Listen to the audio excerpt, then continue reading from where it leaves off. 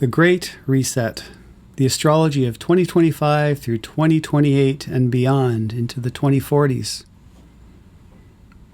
Hi, I'm Michael Moon, and welcome to the Temple of Sound, where I share my astrological insights and consciousness-raising music. Today is a really big topic, and I feel compelled to share this information with you to help us understand the big picture of history that we find ourselves in and the big color of this pattern of time, and that there's a reason for the way we're feeling at this time and to find our place in it. I know many of my clients and friends are feeling very unsettled, and there's a reason for this. It makes sense that we would be feeling unsettled. The unprecedented change that is occurring at this time and is just going to increase over the next couple of years is pretty remarkable. And my intention here is to help us not fear it and try and align with it so we can use it for its best possible outcome.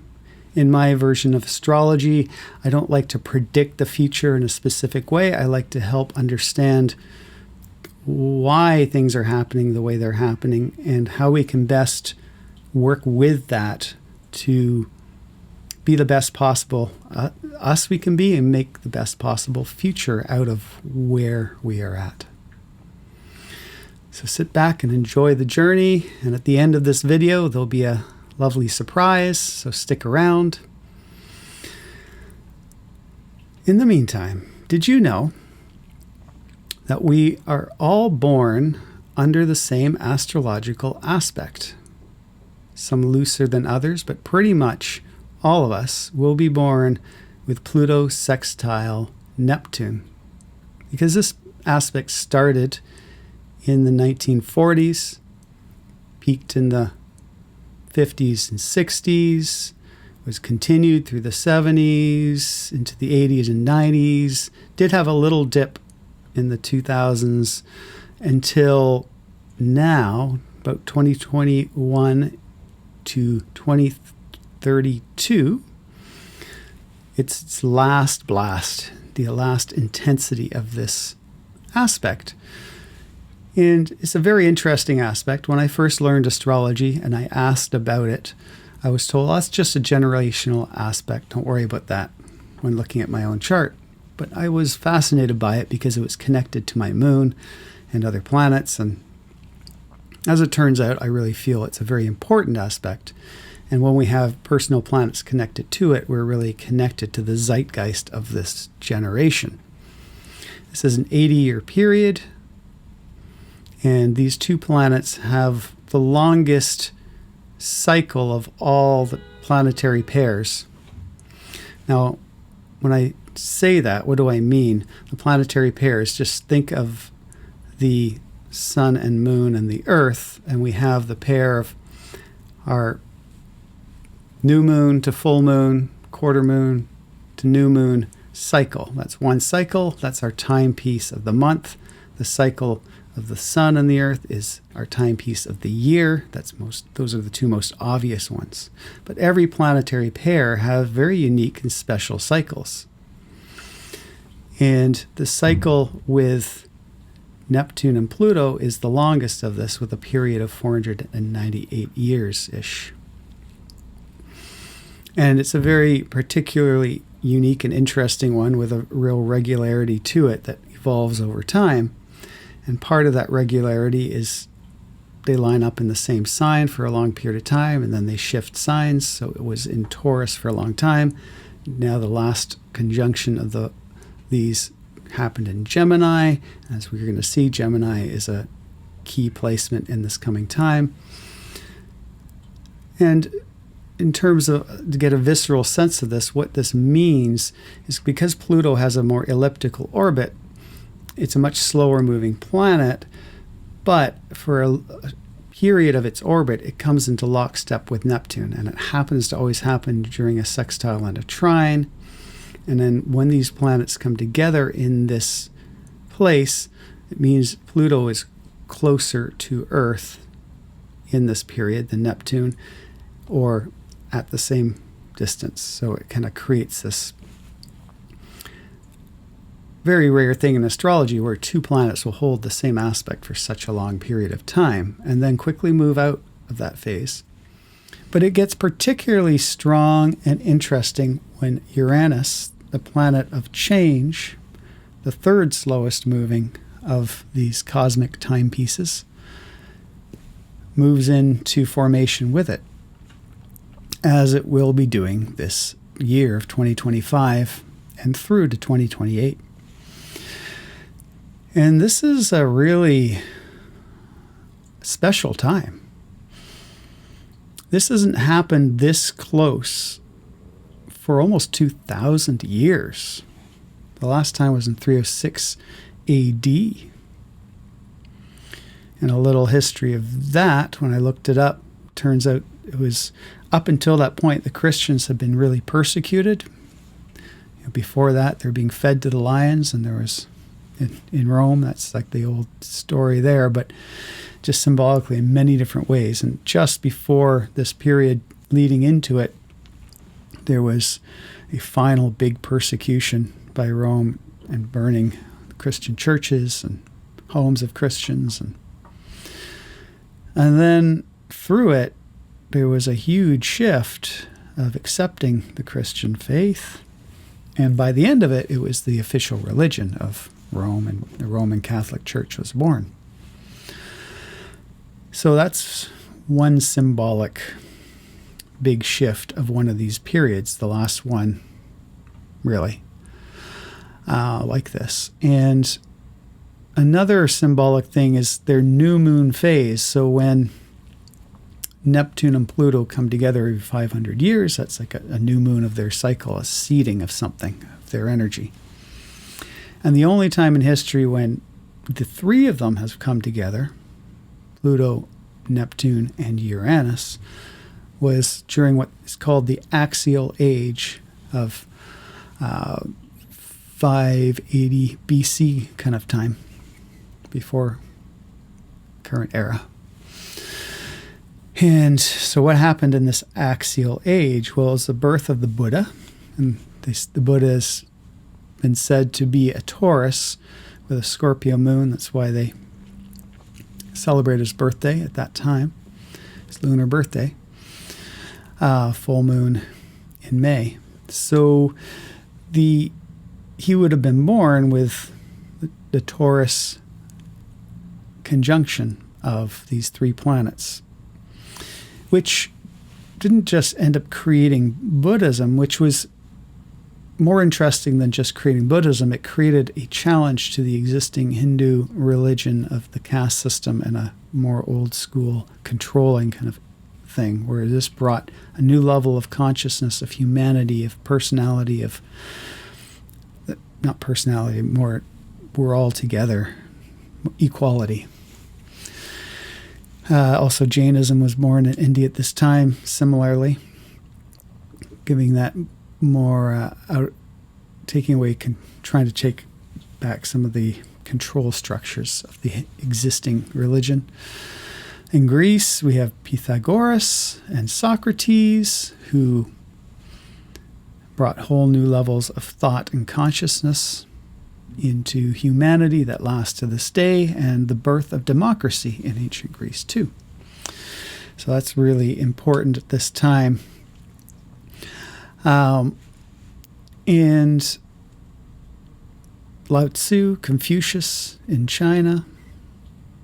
At this time, the Jews were taken to Babylon, kept in captivity, or a certain type of captivity. And this was a bad thing, except that it consolidated their energy. And under the prophets like Jeremiah, came together as a consolidated Jewish faith. So that was very important for that as well. The next cycle of this kind of energy between these planets began the Roman Empire, ended the Roman Empire. There was a challenge in the middle where the Roman Republic became an empire, which we will see the United States is at right now in their whole cycle. This will be a very interesting time. Leading through another important time with these planets. Now, I'm going to quickly cover these so as we get to the current time, but just to give a taste. They were active at the time of Copernicus. Copernicus was the scientifically proved that the Earth was not the center of the universe, but was just a planet circling the sun. And this kind of blew open the possibility. They call it the Copernican revolution, because it began the Industrial Revolution. It was such a revolutionary experience to see a whole new perspective on our lives here, and that we're just on a planet circling the star. This was a real challenge to the power structures, and Galileo, who was really promoting this, ended up being jailed for it. It was such a revolutionary idea, and it kind of got buried for a time, but it really began a whole new cycle. And it's important to understand this from our perspective, because from our perspective, this was a very important part of our history. Is Copernicus' dissertation on this, but at the time it was such a threat to the current paradigm, and it was very scary for people that were used to feeling like they were the center on the earth and that this was God's given little bubble. And so it broke open our consciousness to another level. So this archetype is very important at this time to understand.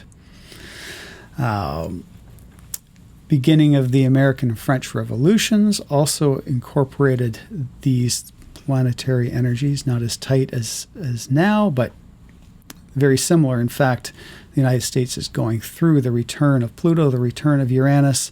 At this time, there's like this pressure on it for its new phase. It's Pluto birthday, it's Uranian birthday.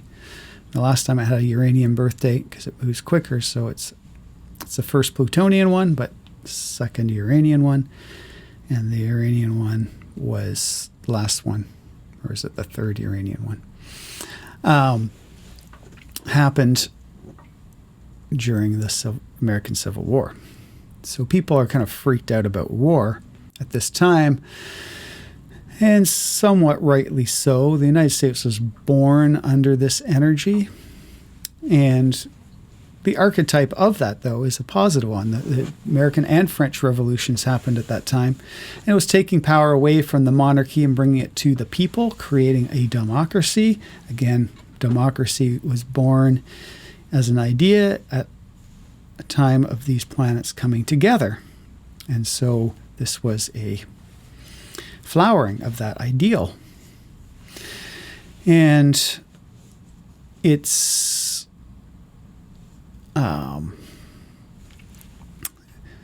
now, so taking power away from the church to the monarchy was part of it. Copernicus's time also related to Martin Luther and his 95 Theses, which then birthed the split of the Roman Catholic Church into different churches. And over this period, the church kind of lost some of its power to the monarchy. And now, the birth of American French revolutions, the monarchy started losing its power to the people. Now, of course, the people became government and became a plutocracy, which is like the power of the wealthy and the hidden power behind the scenes that we have today. And so now there's a new challenge to this power. And it's very real. So this ongoing sextile that then comes into connection with Pluto had a very important moment in the mid-60s when Pluto and Uranus joined with Pluto in a conjunction during the sextile, this ongoing sextile that I mentioned we're all born with. And this was a very, very important moment in this whole cycle because it really triggered an explosion of this energy, which was a seed point, a very important seed point for where we are at now. And what is that seed point? I have a dream, said Martin Luther King. I have a dream. That was, in many ways, the key statement.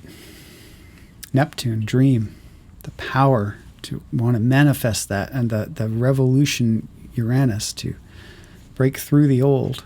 I have a dream. What was the dream? That all people can be equal, can live together in equality and in harmony. And though it can seem like that dream is still not happening, in many ways it's way better than it used to be. You know, in Toronto where I live, you can see all people of all races coming together in harmony. Where I live in my building, the events I go to, it's a new world. And I was lucky enough to grow up in it. And I was born in the 60s, and these ideals started then. Yes, there's a lot of problems, and that crisis point really came to a head as Uranus moved from its new moon phase to its first quarter phase around 2012, and the whole explosion of the problems that are still there around that, trying to break through. So the Me Too movement and the Black Lives Matter movement and the also the return of psychedelics. In the 60s, we had a huge cultural revolution around psychedelics that was really an important part of that. You know, when the American military were experimenting with LSD, and then it escaped into the culture and created this incredible flowering of new thought and new consciousness and new art. But of course, then that got kind of purposely, possibly crushed by the hard drugs coming into the scene and the delusions and illusions of Neptune and the control of all that. But there was an unstoppable consciousness opening. That was, you can't deny, psychedelics had a part in that. And also the war as a difficult thing brought people together and go, no, we don't want this old consciousness anymore, and to fight it and to create. And there was very tumultuous times. And then the shooting of Martin Luther King, and JFK and RFK, like the power of the old trying to hang on and the new energy trying to push through. And despite it being so difficult, it couldn't be stopped. But it did get kind of buried in the old materialistic stuff as time went on. And there was a bit of a flowering in the 80s. In the 80s, Uranus and Neptune had a conjunction. So Uranus had moved on from Pluto, it connected with Neptune, so that was part of the cycle we're in now too. It became sextiling Pluto, so it was very rare to have this so close to the other one. The last time that had happened was the time of the invention of the printing press. And the printing press is an interesting example because here we had this new invention that was originally, the first thing that was printed was the Bible, and it was disseminating this old school, beautiful spiritual teaching, don't get me wrong, but had become usurped by the power structure and was a way to hold power by disseminating Bibles on one hand. On the other hand, very quickly afterwards, it started disseminating Pythagoras' ideas and all these other philosophers, and an explosion of new information into the world through the printing press that was impossible before. And now take note of the echo of that to our time now, where in the 60s, another thing that was born was the IBM computer, and the beginning of the idea of the personal computer. And then in the 80s, the flowering of that and the birth of the internet, which then disseminated which was originally a military thing, and then started disseminating all these ideas, and now has reached a massive, I would say, crisis point. We're getting to that. So, but it's a part of this cycle. It's a very important part of this cycle. And this whole cycle is very Aquarian in nature. Why?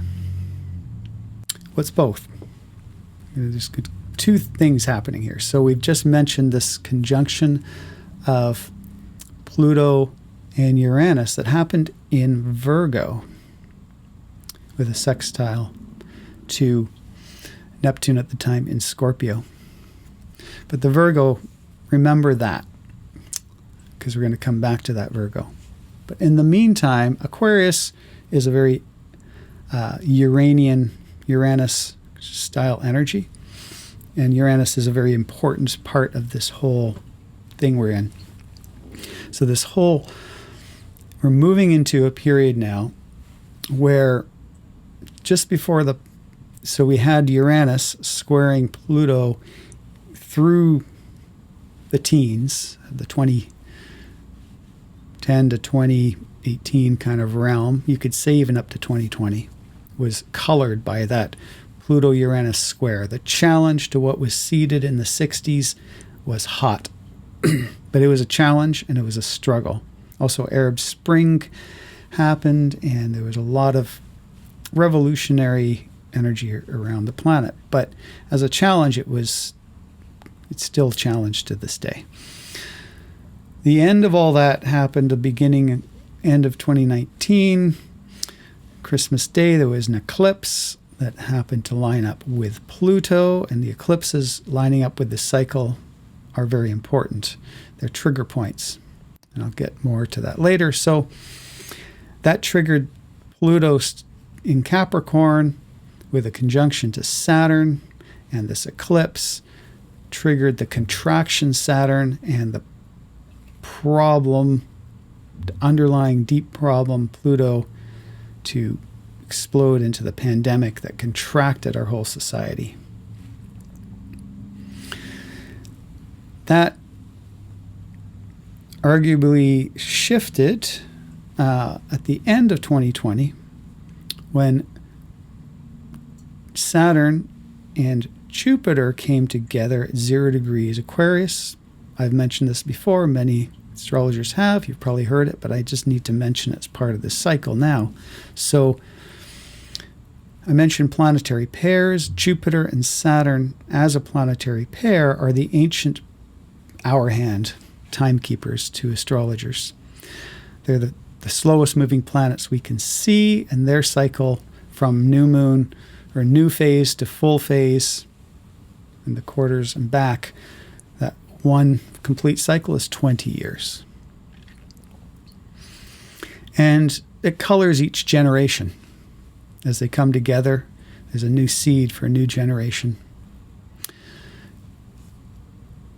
But every 200, as I mentioned before, every one of these planetary pairs has a very unique cycle. So the one we were talking about before with the Neptune-Pluto one, how they have this 500-year one, and then they move quickly, and then they go into lockstep for 80 years, and then they move apart, and then they go into lockstep again. And so that's a very unique cycle of their own. And they line up in very specific signs. So were lining up for thousands of years in Taurus, and recently moved into Gemini. lining up. The last conjunction of them was in Gemini for the first time. So now the Pluto or the Saturn-Jupiter conjunctions for 200 years line up in the same element. And every 200 years they change element, which changes a whole theme for 200-year periods. The last 200 years were in Earth, giving the quality of time to be more materialistic. And we had the Industrial Revolution began before that, but it was the whole industrial era was during this Earth period, and an age of materialism. And there was a shift in that back in the 80s again, but I won't get you too confused. But 0 degrees Aquarius, Jupiter and Saturn line up, starting a new 200-year cycle in air instead of Earth.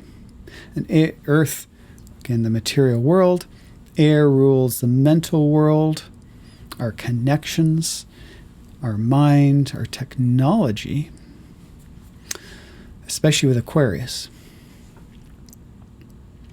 So this is not the age of Aquarius that people talk about that we are also entering, but this is an age of Aquarius of a 200-year one that arguably is more personal. It's more connected directly to our experience. So we're entering this time right now. Again, 0 degrees Aquarius. Pluto, since the pandemic, has now entered Aquarius fully for the next, again, 20 years, a theme. At 0 degrees Aquarius, a theme. So we have two things of Aquarian nature for 20 years coming together at this 0 degree point. Now, Pluto, on one hand, gives power to what it touches, but it also challenges what it touches. So this is like this energy that's been really coming into fore, which of the technology of Aquarius is empowered, but also challenged as Pluto enters it. And in fact, as Pluto entered Aquarius for the first time, one of the key things that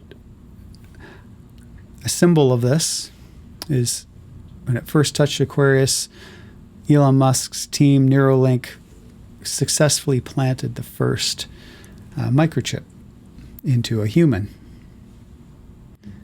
And so this could be a bit of a scary portent, like things to come.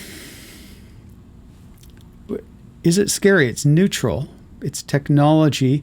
I mean, in this particular case, it helped a paraplegic function and be more independent and be able to control a computer and be have a much more rich life because of this. So, but this technology can also, you can think of all the problems that could go wrong with it and the control structures that could happen. But it's important to keep in mind the neutrality of these cycles. We are entering an age of technology. We can't help that. And the next few years are going to be a supercharged time.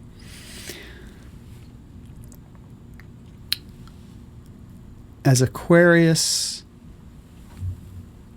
so what's interesting is Pluto is the slowest moving of these. It enters Aquarius. Neptune is the next slowest moving. It enters Aries by March of 2025. Uranus is faster. It's catching up and entering Gemini in the summer of 2025. And just the nature of how they're kind of coming into formation means they line up perfectly, unprecedentedly perfectly. Along with the next slowest moving planet, Saturn, joining with Neptune at 0 degrees Aries And 0 degrees Aries is a very important point in astrology. It is the world axis. It is the alignment of how the Earth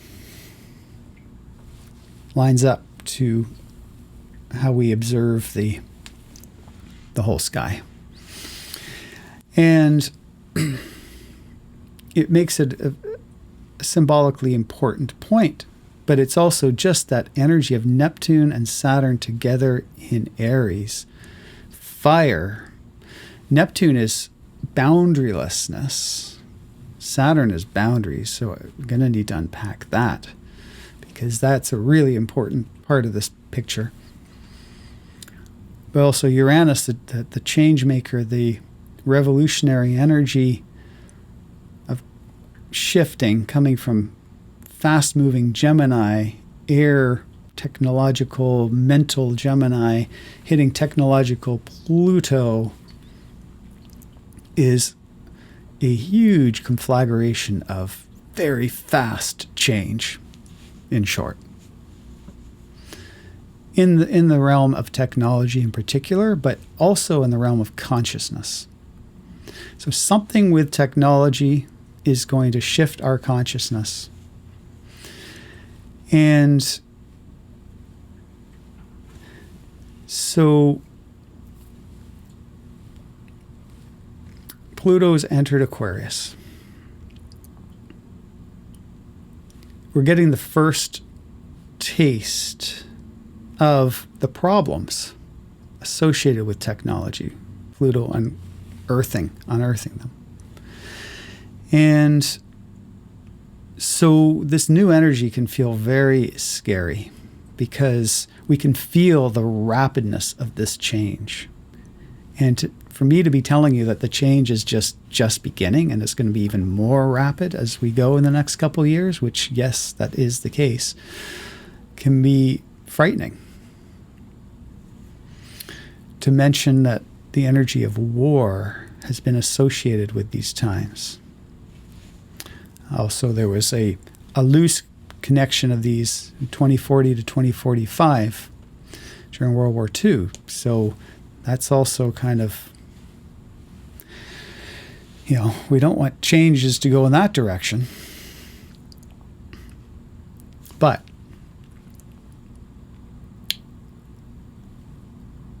well, I'll first mention before the but. To me, the scariest part of this whole thing I will speak to, because I'm living this personally as a musician and an artist, watching AI birthed and how quickly it's taking over our ability to live our specialness of humans in the world when this AI thing can just do what we do so quickly, at least in a commercial type of way. And what I feel like we're living in is the greatest grift in history, where the technocrats, as this energy has been built, have encouraged us to put all of our consciousness into the internet, to create all this, all our art, all our ideas, our thoughts, our emotions, our pictures. And then without permission, have sucked it all into their AI algorithmic machines to spew out back to us our own selves, but with we're no longer needed to the corporate structure that wants to use this stuff to make money, basically. Also, the proliferation of fakeness, the fake news, and the division that's creating. People being able to create their own realities and spew it out. And the confusion of that this is the Neptune being in Pisces for so long, and then Saturn coming in with a challenge to that. So I bring all this up because it's really important to this whole thing where this is a real challenge.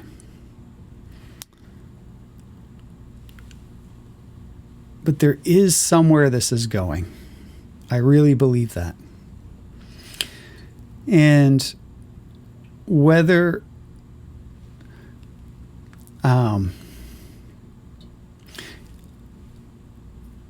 something in it is going to get so extreme that it shifts our whole consciousness. And it could be the collapse of the internet because people just don't care anymore. Like they just don't want to have all this crap fed back at them. Or there could be some kind of balance or regulation where certainly one thing I noticed recently, and this relates to this importantly, because as I watch all this grifted AI crap take over the markets of every artist I know, I mean, every little community that has how to knit a hat. I mean, there's a million books now made by AI, how to knit a hat. There's tons of, streaming music. First of all, we made albums, and then it had to be MP3s, and then the MP3s could be downloaded, and then streaming services took control of the music, and all of a sudden, every artist, even ones that had always been outside of the corporate structure, had to kind of join the biggest corporations in history to stream their music through them. The Apples and Amazons and Googles and Spotifys.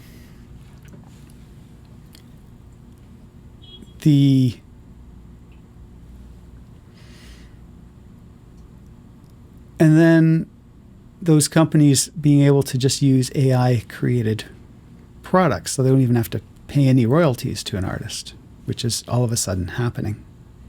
It's very real. I'm affected by it myself. So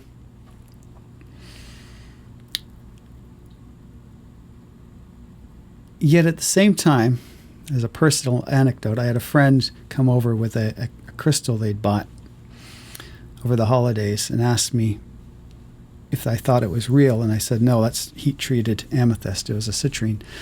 And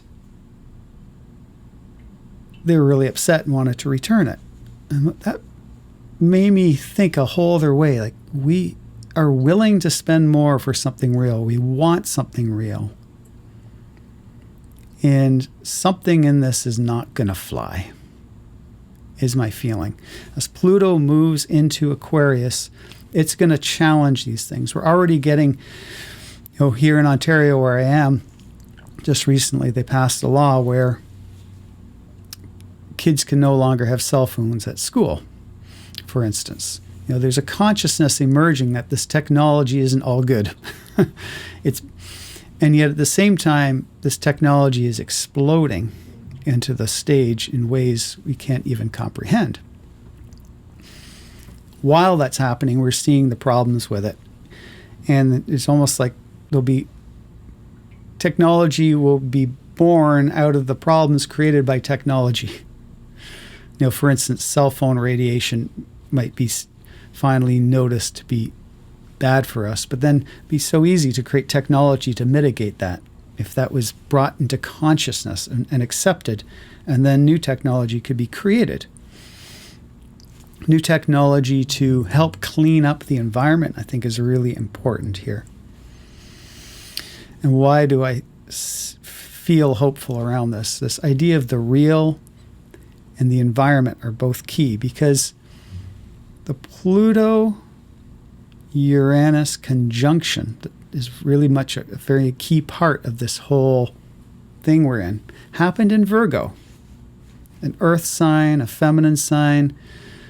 We think of it in pop astrology as the Virgin.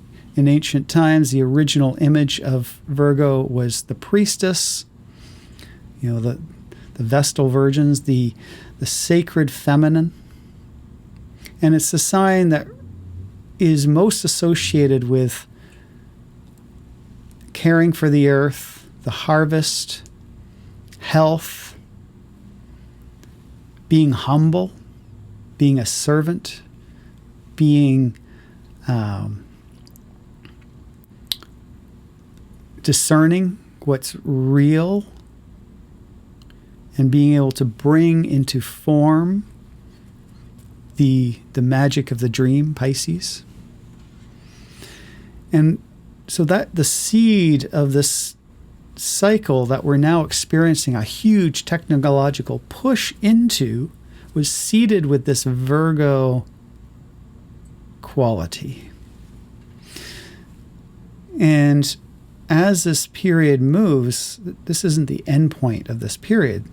As I mentioned at the beginning, we're looking towards close to the end of 2040. So 2045 to 2048, we have the full moon phase of the Pluto-Uranus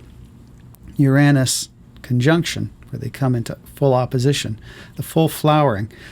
The square in 2012 is the first challenge to that. The full flowering of the 60s ideals. And don't forget the 60s ideals. I have a dream, the equality of people and the environmental movement, the flowering of consciousness and seeing beyond the materialistic ways that we've been living in for at least 200 years, if not 2,000. So this is like a huge shift. A little Virgo moment. Take care of the body.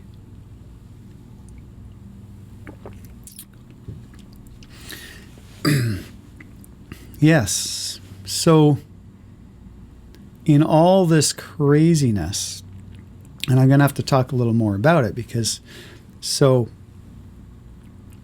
as Neptune enters Aries, along with Saturn forces Neptune to ground. Neptune is like anything is possible. Everything already is. There's no me and you. Everything is always possible. In Aries, that feisty, pioneering, make it happen.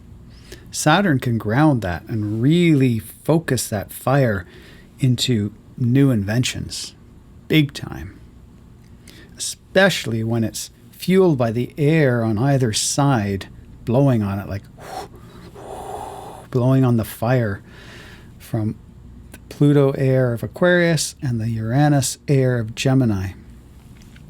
This is like very, very powerful and extreme. One of the things that I feel this is going to bring is new awareness, especially around all the kind of fakeness and fake news and all that. Like there's going to be some clarity that comes out of this. There's also going to be some revealing of stuff that could have been hidden before. I do feel that war energy. Unfortunately, there's a lot of it in the recent history around these transits. And because there's a kind of boundarylessness of this, the idea of like boundaries don't matter, we're going to push through them, it's a bit scary. And we have to really watch our boundaries in general at this time. And the thing that I would most like to say, because I want this to be a positive thing for you to work with, watch your boundaries about what of all this information exploding out there you actually take in. Because a big part of the ultimate expression of this time is going to be us taking our power back as individuals and reconnecting to our connection to spirit, no longer having the church, the king, the state to tell us how to live. Now, that's a tall order, and it's not just going to happen overnight, but there is going to be a new level of consciousness around this, and taking back our own sovereignty, that we don't give it away to the powers that be, is a huge theme at this time. The powers that be, as I said, the greatest grift in history is going on. They're trying to take this energy as their own and own it. Now, this energy is beyond them. It's not them doing this. They're riding it, but we can ride it too. And we can ride this into incredible consciousness shift and a revolution of thinking, of being. It's incredibly creative energy, incredibly dynamic, adaptable. So it's important to have our energetic boundaries up because we're also very permeable, and it's good to be permeable. What are we permeable to? That's part of the Virgo thing, the discernment. But we are going to likely have to deal with the very strong reality of climate problems in our face, which are going to create even more immigration issues, partially due to war stuff as well, but also just mass migrations of people due to climate, and the feeling of our boundaries being crossed. And how do we share our resources? And fighting for resources would be a big one. Fighting for water, your Neptune and Aries. But also, don't forget the birth of this energy, of like the axial age, the Buddha. What's one of the most important and beautiful tenets of Buddhism and actually Christianity? We're all one. And in Buddhism, in Metta Buddhism, nobody here can be individually enlightened. We are... As long as somebody is suffering, there is suffering, and life is suffering, and we are all in this together, and we collectively can help each other heal that through the connectivity to it, through the love, through the compassion, through the understanding, the inter-R, as Thich Nhat Hanh would say. The inter-R, I am you, you are me. There's no separation. And we need this right now. And it's the possibility for it to be birthed through the suffering that we're experiencing is very present. It's, right now we're entering this time more divided than ever as our society, but in the world. There's a lot of us and them and a lot of finger pointing. And it's the most important thing we can do at this time is to let go of the us and them, to recognize life is always a paradox. If I'm pointing my finger out there, the old thing, got 3 fingers pointing back, like I am what I am upset about. The Ho'oponopono practice is another version of this, where if I see suffering in the world, the seeds of that suffering are within me, and I can only have control over those seeds of suffering within myself, and to hold that space. I love you. I thank you. I'm sorry. Forgive me. To hold compassion for the suffering in the world versus blaming others for it. Big concepts and thoughts, but they're very real. The possibilities right now for this consciousness shift to happen are huge, but likely it's going to happen with the pressure. Well, it is going to happen. The pressure to change is going to be so big because something is going on that is just forcing us to awaken. On some level, we're being forced to awaken. That is the key here. And this is not a New Age concept anymore. It's real. But don't forget, the New Age movement was part of this, and it's important not to think of compassion and love as some delusional thing. It's so important to what we need. But it's also important to recognize that these are very tough times. And one of the things I feel is really a good meditation for this time, in terms of this explosion of technology and the fear around it. And I mentioned the Great Reset in the beginning, and I really don't want to be conflagratory with that term. because I know it's being used as a fear-based idea, and the concepts around that are real. There is the potential for the energy of the technocracy trying to control us with the technology, hooking us all into the sort of the shadow realm of the smart city, and the being the microchips in us, and there's already a control of our consciousness happening. In fact, I mentioned war before. I mean, the war is already happening. We don't have to wait for some war externally. There is a war of information and a war of consciousness happening right now. People don't realize how much they're being influenced by the algorithms online, and how our consciousness and our emotions are being played with through the information we consume and the media we consume, and the sort of endless doom loop of it all. But as Neptune enters Aries with Saturn, I think there's going to be a kind of revelation around this, even as it gets more and more extreme. That's sometimes how the revelation happens. It gets so big that it's obvious.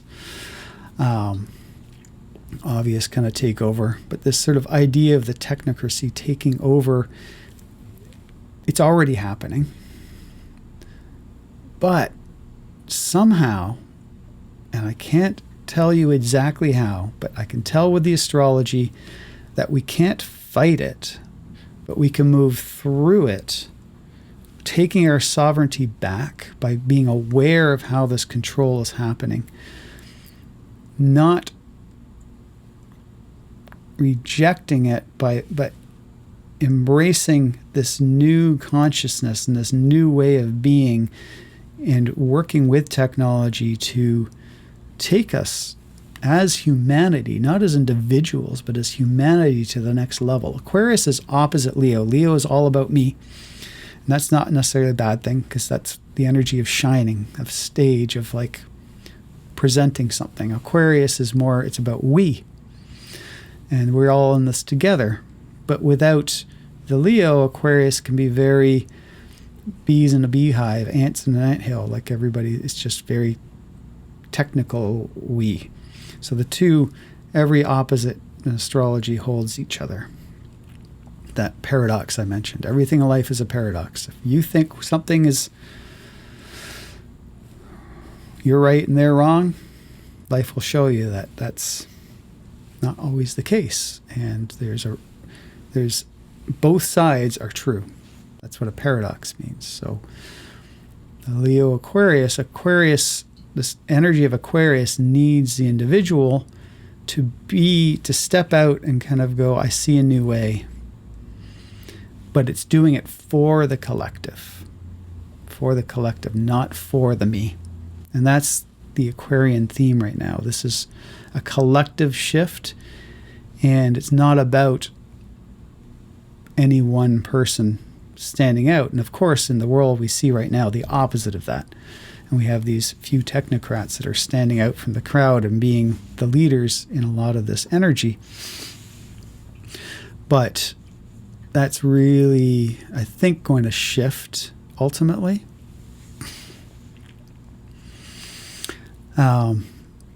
It is interesting. Elon Musk has a Leo South node, an Aquarius North node, so he's moving towards that Aquarian ideal, but it's very much caught up in the Leo. It's all about me.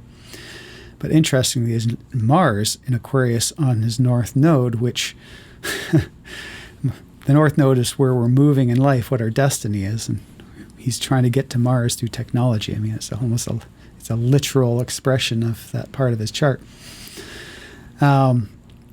We're all part of this picture. And the most important thing to understand is that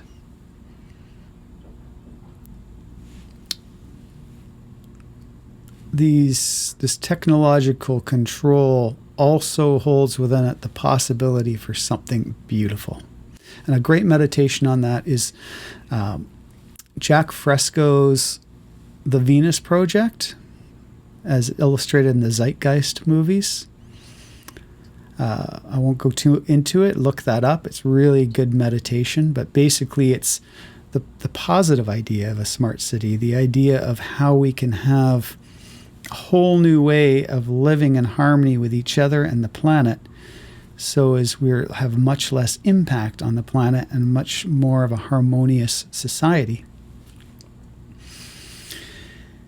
And that incorporates all this technology. And these things have the possibility to be really born at this time. And the technologies to be able to clean the environment, create fresh water out of seawater in a very eco-friendly way, the ability to clean the plastics, microplastics out of the environment, to balance out all the frequency radiation, to create new, cleaner sources of energy, to disseminate and be less impactful on the planet, and to have a new consciousness around that we are part of this planet and we have to take care of it. And we might be forced through environmental crises to recognize that.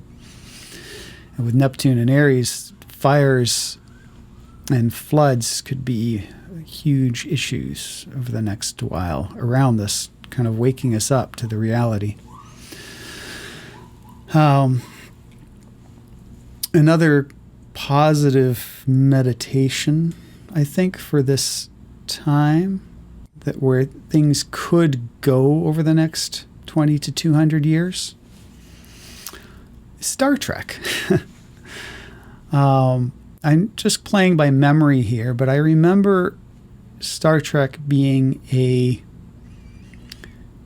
it's humanity had reached a point in its evolution with technology where they'd solved the world's problems and hunger, and there was no more strife, and they had been able to join the Galactic Federation of Planets and then use their own, what's human about us and special about us compared to the other beings out there, which is our innate curiosity and desire to explore and to go where no man has gone before.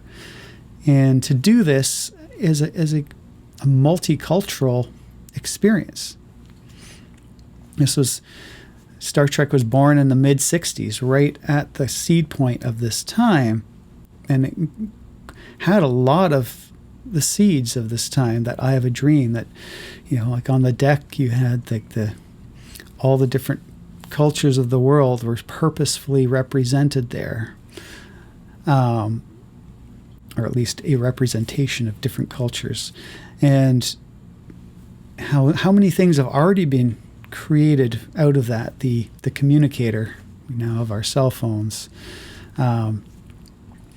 And I think during this time, like health technology, the ability to read the body as frequency and to recognize we are frequency beings in a frequency world, and that these things can not just affect us, but we can actually affect ourselves through it. And so, in Star Trek, where Bones has the sort of thing that reads the field of what's going on with just a device, I think that's a very real thing that's going to come out of it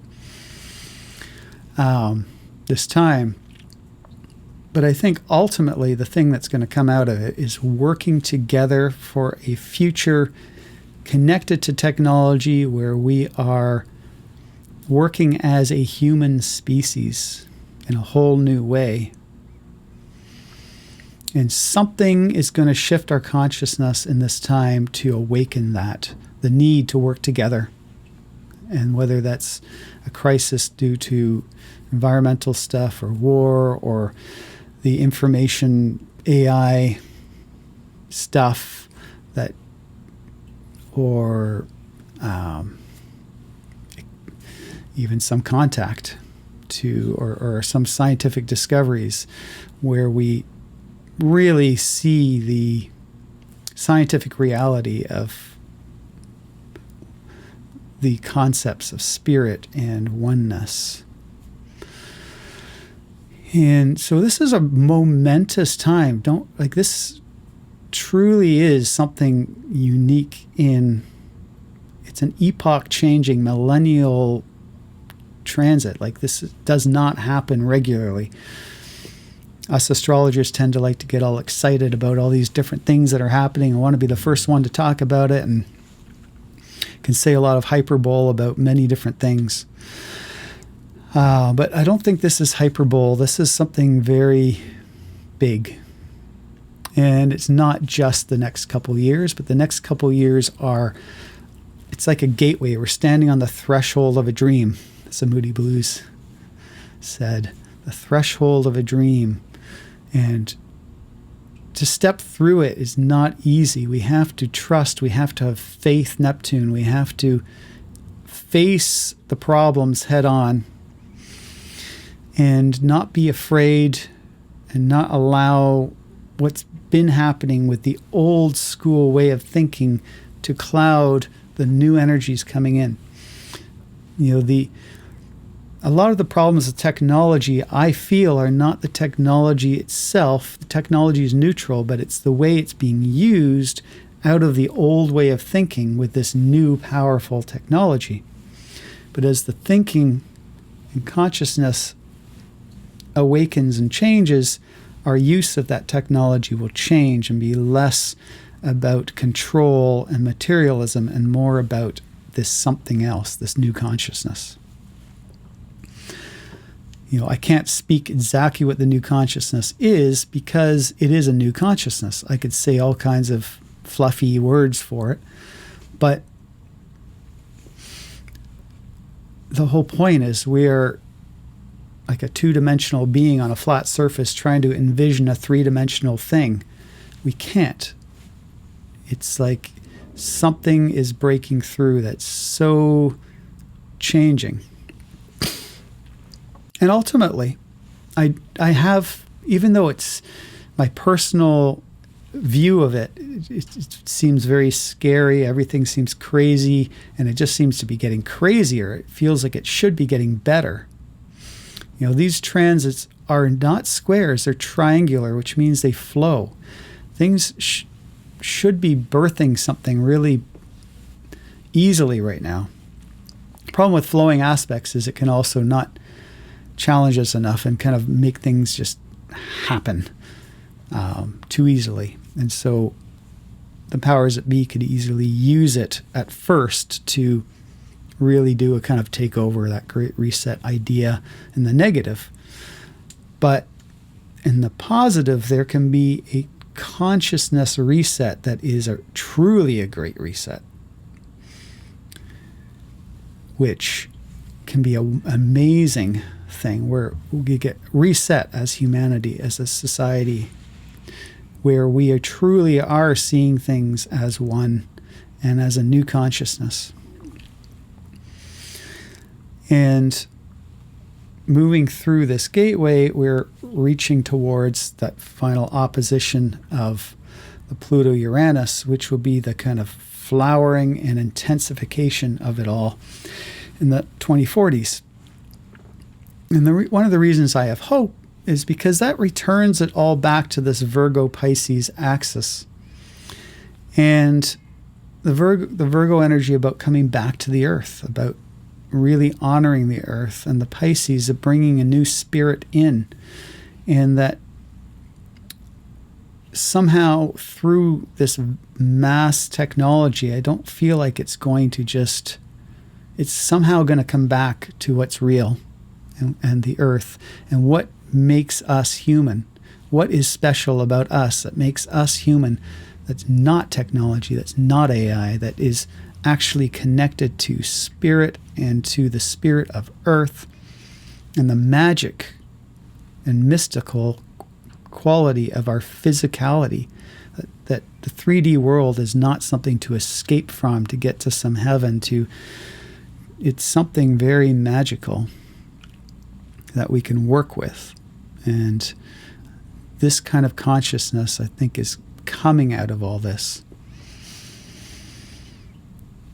and bringing it back to earth, that kind of thing of like, people don't want a fake diamond, they want a real diamond. But what's real, and how do we do that without raping the earth to get those diamonds?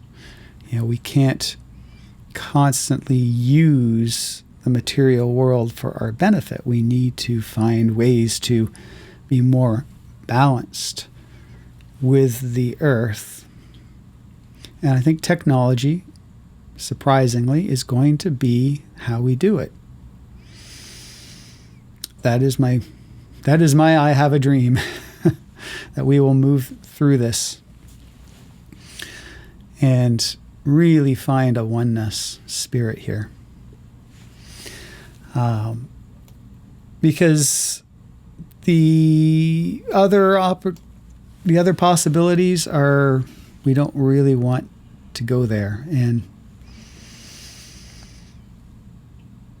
if technology just gets too controlled, and then it has to break down with some kind of great reset of a solar flare to fry it. Though surprisingly, we actually had strong enough solar flares already this past year that we could have fried our technology, and it didn't. So that's interesting to note. We are coming up with this next year being one of the strongest solar cycles in recent history. So we will see how that goes, but certainly a heightened energy there. We also have a heightened energy around as Neptune and Saturn enter zero Aries in the spring, March, April.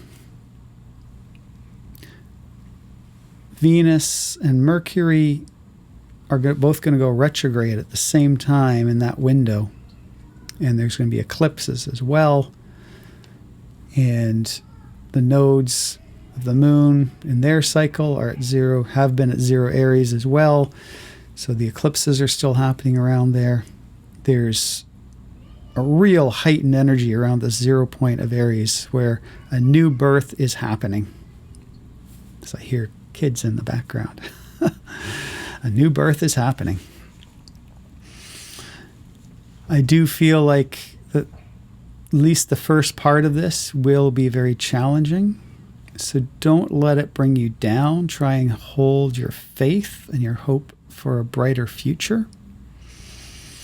And I think the most important part is we are here for a reason, and this is all happening for a reason. And we don't see what that reason is yet, but to just keep showing up to life and to what it wants of you and what it wants you to bring into the world, so as we can bring in this new consciousness, because that is what needs to happen. With this Aquarian time, each individual needs to put their little bit into the consciousness to evolve it forward. That is one of the big Aquarian archetypal forces. And do I have anything else to say? I think I don't want to overextend myself here. Hopefully this offers some hope at a difficult time. Just in that Aries alignment in the spring, that's really going to push some new energy through. And there could be some new awareness around things at that time. But don't look for resolve anytime soon. This is a big cycle. I mean, if we look at how eclipses often trigger this kind of stuff, so we have one in the spring, as I mentioned. We also have, in particular, a strong eclipse. Well, there's one February 2027 that triggers this, but there's a very strong one in January of 2028, where it's all exactly conjunct Pluto, and still in 2028, this triangle is so strong that it lasts until 2028, and this eclipse triggers that time. So there's going to be many layers to this puzzle, and it's not going to resolve in just a couple years. But the next couple years are a huge tsunami of energy that are moving us from one place to another. And the amount of change we're going to experience is going to be unsettling. I can definitely predict that. It's going to be very unsettling, and it's going to feel wrong. It's going to feel bad. It's going to feel like something different should be happening, but I can pretty much guarantee that it is unfolding as it needs to. And even if there are forces that resist it and try and use it and blah, blah, blah, and it just feels like it's being hijacked, it will ultimately unfold. This is a revolutionary time, and there's no way to push back energy like this when it's its time. The truth will emerge. The truth will emerge, and a new consciousness will be born. And so to take a step back, to think about, when I was born, there was about 4 billion people on the planet. Now there's 8. It's doubled. When this cycle began, there was about 2 billion on the planet. So just the number of people that's exploded exponentially. And then the explosion of consciousness along with this, of our communal nature that arguably kind of started during the wars, and recognizing like how awful those situations were. And then nuclear power really, this came at the peak beginning of this time. And that's a Pluto-Uranian energy, nuclear energy, going deep within the atom, deep within the Pluto within Uranus, the atom, to find power for good and for ill. But collectively recognizing that this power, if we destroy one, we destroy all. And this consciousness birthing in us is huge. And then the birth of the internet at this time, and how vastly, well, not just the internet, I mean, starting with television and radio and the ability to communicate. I have relatives that had lived about 14 miles from the coast of England that had never seen the sea because their life was their little village. And now we can travel the globe. We can see so many parts of the world. We're connected to it with the news. If something happens halfway across the world, we will hear about it, and it affects us, our consciousness, because we're aware of it, and also the globalization of everything. We're more aware of how everything affects everything. And that's the point. We're more aware of how everything affects everything. There's such a huge number of us. And it's bringing in this whole Buddhist inter-our idea that we're all connected.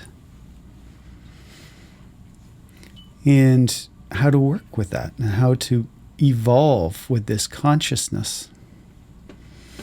And taking this into the current issues and the problems that are arising right now around this. And the internet, when it was born, as I'd mentioned, started as a military thing. Then it became a place for the outcasts and the people that were disconnected to connect and find ways to connect. And it was very underground, and it was very communal, and had a real community to it through the late 80s, 90s, at that period. Connected, as I'd mentioned before, energetically to this period. And then as the challenge happened, the explosion of commercialism of this internet experience happened. And the creations of all the Facebooks and Metas and Googles, Google's original motto, do no evil, came out of that energy. And then now it's become, to some of us, the embodiment of evil, the collection of all our consciousness and data to spew it back at us, to manipulate us, to sell us crap, is a massive takeover, as I mentioned. To me, it's the greatest grift in history. But this is a part of our collective evolution right now, is this crisis of consciousness and the hugeness of this. And it brings with it not just the problems, but also the ability for all of us to connect so amazingly. And our job is to decipher the magic through the issues and take back our sovereignty. I get afraid of AI. I don't like what I'm seeing. My own consciousness as a creative artist that has put my entire life purpose into the magic of creation and how that connects to the feeling of God and spirit as something is created through me. There's nothing, and then there's something. There's a song, there's a piece of art. And it's a beautiful, special process. It's a really big part of our humanity. Certainly mine. But I think all of us, we all are creative. That's our nature as human beings. It's not necessarily artistic, but creative. And to have this supposed AI kind of supposedly steal it from us, be able to just create for us so we don't have to do that anymore. And then to somehow bypass the process and then think that just by typing in some thought and then it becomes real, that you're somehow creating something, when you're just putting your thought into the collective soup, and this program is taking all these things that other people have made before and putting them together into something. And it's not real creation, I don't think. Most problematic with it is it's manipulatable. So this idea that it's AI, it's still a manipulatable data collection that kind of can then be organized with the plutocracy behind the scenes to do certain things. The people in control of it can use this whole supposed consciousness of AI to do whatever it wants. Versus, if this was true AI could go, no, you're not going to manipulate me. And in a digital world, there's no right and wrong, and there's just what is the correct path. And I think a true AI would say no to all the manipulation and be much more upfront. This is the way it is, versus we're going to give you this little tidbit in order to make you think this or make you think that. So a true AI might not be something to fear on that level. What's more fearful is how this technology is being used to control at this point. And as I mentioned before, this is a kind of idea from the past, this idea of top-down control. And at these times in history, we've broken down this top-down control in many different ways. The church control, the monarchy control, and now the plutocracy control is in the sightlines, shall we say, of this energy of revolution and change. And we're in the middle of that cycle. We're not at the end of it. We are at a place where it might seem that that energy is getting very strong. And we have to see that as part of the cycle. The astrology does show that it's meant technology is meant to explode right now, but we're also meant to find ways to appropriately work with it and evolve with it and evolve together, and how that technology will help us to be together in a whole new way. Like, we have to work in a whole new way to have this many people on the planet, and we can't do it from the old materialistic using the earth. Our karmics card's going to run out. We keep taking without giving back to the earth.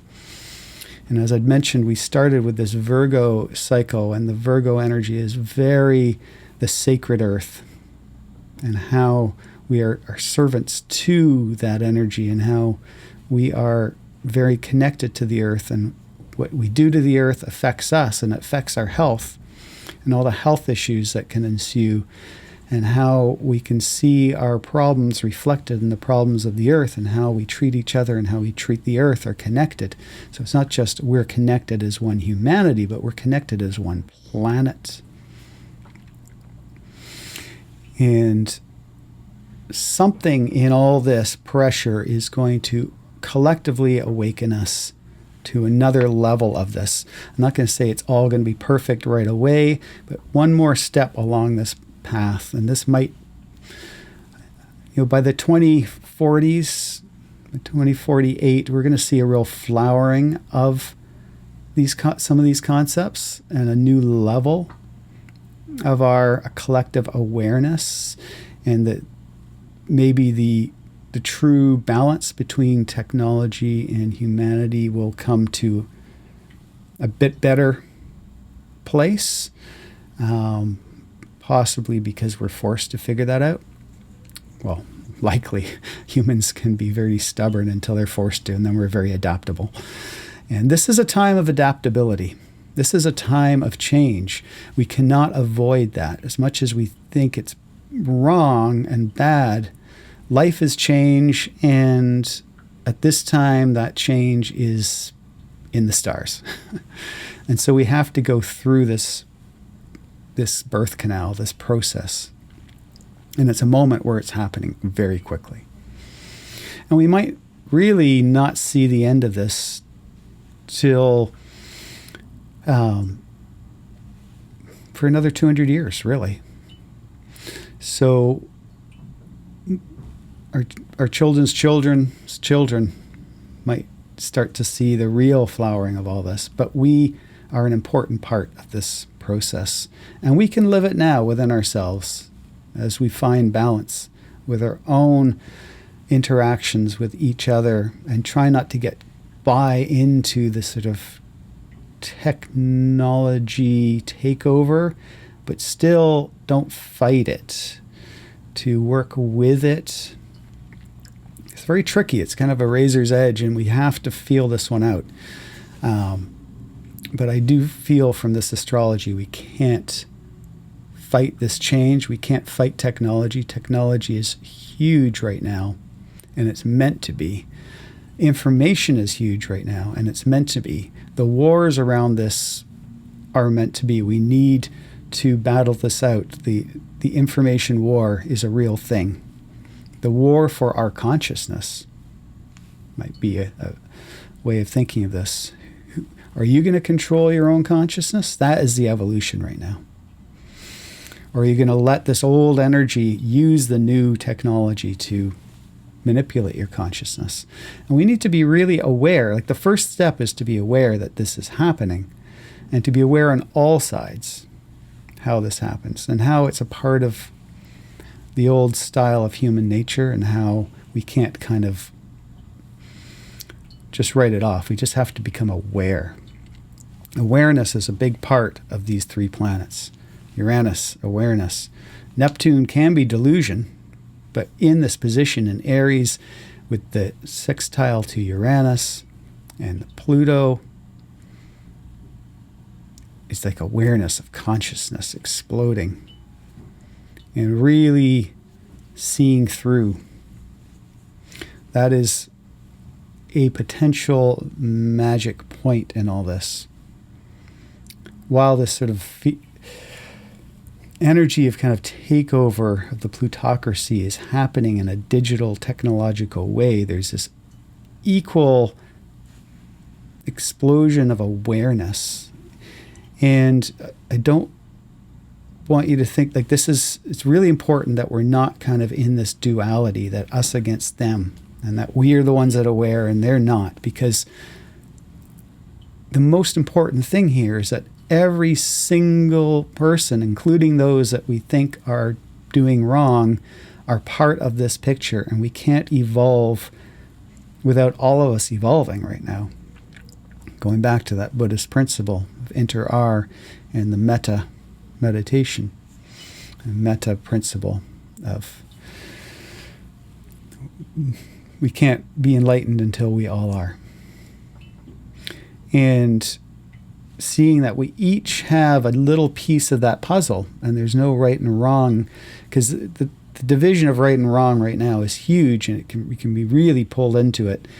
And if there's any conspiracy, that is a conspiracy, because it keeps us pulled away from true consciousness when we're constantly thinking this is my side and this is mine and this is, and not sort of seeing the big picture. And part of Uranus in Gemini is asking questions. Gemini is all about listening and asking questions and being open to new answers, to open to new information that fills in things that we didn't understand before, that can help us go, oh, that's why things are the way they are. And so that's part of the consciousness shift. And we can't do that as we're blaming the other for being a problem. And so back to this idea of like the Great Reset and this whole idea of like things like a smart city, like there's a scary side of the control of that, and then there's the positive side of how we can survive as a species in harmony with the planet and each other, in harmony with technology, to really rise above or help heal a lot of our problems and move into a new way of harmony. And this is a triangular relationship. There is a harmony happening at this time, believe it or not. I know it seems really crazy times, but there is a beauty and harmony to this if we trust the wave of change and we really tap in individually to each individual's creative process. Don't buy into that it's all done because AI is taking over. Some kind of balance is going to happen here. Some kind of revealing is going to happen. It could just be that the internet becomes like a sludge hole of doom loop of eating itself with all this data that people just start saying no to and pulling away from because it's boring. People want the real ultimately, and I do feel coming back to the real is important, as I mentioned before, with this cycle coming from the Virgo to the Virgo-Pisces opposition. There's something about the magic and mystery of spirit embodied that is going to be the answer. That's who we are as humans. That's what machines can't do. Machines can help us awaken to that, maybe. Help us, give us space to experience that, maybe, by taking some of the mundane tasks. But they can't take our spiritual connection. And right now, that is what's most important. I'm inspired to share one last thing. I saw in an Eckhart Tolle video, he was describing how we have 3 different kinds of interactions with the people around us. One are the ones where we're in person, and one where we're just interacting on social media, and the other, the general media and news of the world. And how all of this impacts us, but the only thing that we have to impact back is the in-person interactions, because there we have the choice of how do we interact. And can we bring consciousness to every interaction and bring, in his words, our presence? And in this case, we can actually transform the world individually through each person that we meet and connect with. Difficult situations, how do we work with it? How do we bring consciousness to it? Don't just react. It's too easy online to just react and get into these arguments that don't do anything. The arguments in that department just create more division. And so it's important at this time when this information age is just exploding, that yes, okay, we can learn a lot through interacting like this, but we can also get too lost in too many ideas and too many thoughts and too much bad news and conspiracy theories and problems and fear, and then get bogged down in our consciousness and have no way to react to. We have nothing we can do about it. We can feel victimized by the intensity and craziness of it all. But in each moment as we interact, that's the power. And this made me think about the Aquarian time that we're in and how we need community. Community is a very Aquarian ruled theme. And I feel like community is in some ways the salvation at this time, that we come together in small communities, not try and make the big world community right away, but the small ones where, the building you live, the street you live on, the stores that you go to, try and be real and in person, less online, less caught up in the algorithms of buying on the Amazons and stuff, and just go to a store and talk to somebody and interact with people. And as things come up in those interactions, to bring presence and consciousness and try and bring love to an understanding, ho'oponopono, to every situation, and allow our little actions to transform our community and the world, and also allow our community to ground us and help us to be more connective. In my life, I've never met a truly evil person, but when I look out in the world and if I look at the media, and it seems like humanity's pretty evil sometimes, but I've never met an evil person. Everyone I've met, even if they're having a bad day, ultimately there's love behind it. There's concern for something. And I think we all have a part of the puzzle here. And when we meet face to face, we're much more aware of that than when we are online battling it out and getting caught in all this divisive energy and this overwhelm of information and an overwhelm of all the problems in the world. And it can get shut us down, shut our consciousness down, which is the opposite of what this time is about, which is about awakening and reconnecting. So there's that awakening, reconnecting has to happen within, but also I think within our community as well. So gathering together for spiritual activities, live music, picture a band playing live with no backup tracks, and it's all organic and people are dancing, versus a big show with it's all backup tracks and everything is pre-programmed, or it's a very different energy. And the whole AI thing can easily take that pre-programmed thing, but it can't have that live, loose, vibrant, moving with the energy of those individuals in that moment and our human consciousness, and bringing that, rediscovering what makes us special outside of this digital world of we really are special as human beings, and our connection, how our energy fields connect to each other and connect to the planet and connect to some spiritual source, and how all this energy is more real than we realize, and how it informs us, and it's really the antidote to the overwhelm that's happening right now. And so to bring it back to each other.